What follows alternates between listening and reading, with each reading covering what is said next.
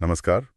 आज हम शुभम कुमार सिंह की किताब आप वही बनते हैं जो आप सोचते हैं, इस पर जो अलग अलग प्रतिक्रियाएं आई हैं, समीक्षाएं हैं, उन पर थोड़ी गहराई से बात करेंगे। हाँ, बिल्कुल। हमारे पास कई तरह की जानकारी है, पाठकों की राय है, कुछ आलोचनाएं भी हैं, और किताब ने कुल मिलाकर कैसी छाप छोड़ी है वो सब। हाँ, वो सब। तो हमारा मकसद क्या है, हम इन सभी स्रोतों को समझकर ये देखना चाहते हैं कि किताब का असली संदेश क्या है, इसमें क्या अच्छा है और किन चीज़ों पर सवाल उठाए गए हैं ना। सही।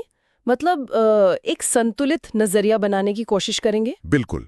तो ये किताब मूल रूप से इस विचार पर आधारित है कि हमारी सोच, हमारी मानसिकता, हमारी जिंदगी को कैसे बनाती है।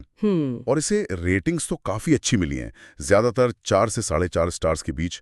लोग कह रहे हैं जीवन बदल दिया, पढ़ने में बहुत आसान है, और इसमें ऐसा ज्ञान है जिसे आप फौरन इस्तेमाल कर सकते हैं। हाँ, ये फौरन इस्तेमाल वाला पॉइंट काफी अहम लगता है समीक्षाओं में। हाँ, वही। समीक्षाओं से एक बात जो साफ दिखती है, ये किताब ना एक्शन पर बहुत जोर देती है। इसमें प्रैक्टिकल सुझाव हैं, अभ्यास हैं, जिन्हें आप तुरंत अपना सकते हैं। जैसे कोई कोच साथ हो। हाँ, बिल्कुल वैसा ही।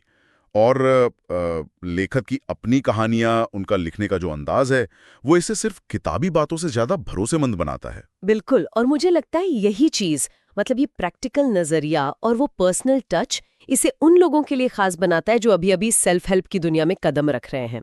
ये सिर्फ क्या नहीं बताती, बल्कि कैसे करना है उस पर ध्यान ज्यादा है। सही कहा। और ये किताब खुशी, मेंटल वेलनेस, रिश्ते, आदतें, माइंडफुलनेस, मतलब काफी सारे विषयों को कवर करती है, वो भी आसान तरीके से। हम्म। और एक दिलचस्प बात ये भी है कि ये न्यूरोप्लास्टिसिटी और माइंडफुलनेस जैसे थोड़े वैज्ञानिक विचारों को आध्यात्मिक सोच से जोड़ती है। हाँ, और ये जो मेल है ना विज्ञान और आध्यात्मिकता का, ये महत्वपूर्ण है, क्योंकि ये उन पाठकों को अपील करता है जो सबूत भी चाहते हैं और साथ में गहरा मतलब भी खोज रहे हैं। अच्छा, तो ये तो हुई इसकी ताकतें।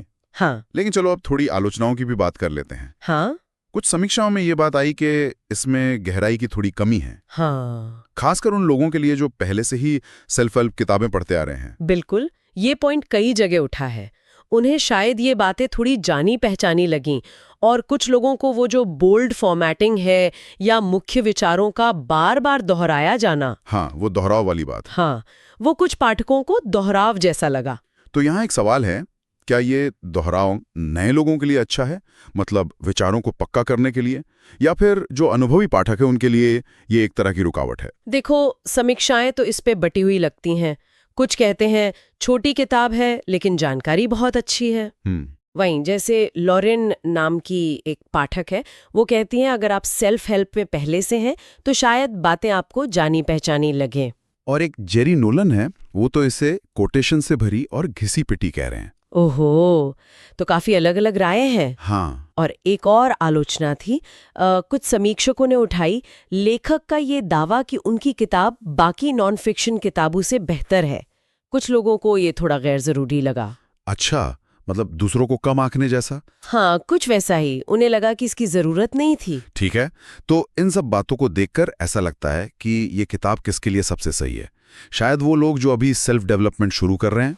हाँ, बिल्कुल। या जो अच्छी आदतें बनाने के लिए एक स्ट्रक्चर्ड तरीका चाहते हैं। या फिर जिन्हें बस एक क्विक मोटिवेशनल रीड चाहिए जिसमें प्रैक्टिकल टेक्निक्स हों।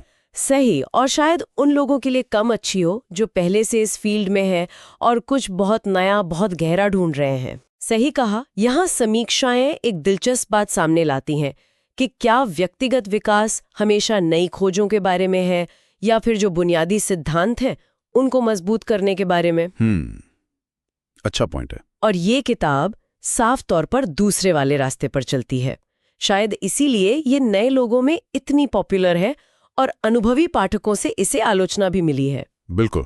तो अगर हम सार निकालें तो समीक्षाएं यही कहती हैं कि आप वही बनते हैं जो आप सोचते हैं। किताब सोच की ताकत को समझने के लिए एक अच्छी आसान शुरुआत है। हाँ, फ्रेंडली इंट्रोडक्शन कह सकते हैं। हाँ, फ्रेंडली इंट्रोडक्शन। साफ सलाह है, लागू करने लायक बातें हैं, अंदाज भी मददगार है। तो जो नए लोग हैं उनके लिए ये एक मजबूत विकल्प है। लेकिन जो इस तरह की किताबें पढ़ते आए हैं उन्हें शायद ये जानी पहचानी लगे या थोड़ी दोहराव वाली महसूस हो। हाँ, बिल्कुल। अब अगर हम इसे थोड़ा और बड़े नजरिए से देखें तो किताब सोचने पर, थिंकिंग पर बहुत जोर देती है ना। हाँ, टाइटल ही वही है। बिल्कुल। तो यहाँ एक सवाल मन में आता है, उस सोच के बाद जो एक्शन होता है, जो हम करते हैं, वो नतीजों को असल में कितना तय करता है?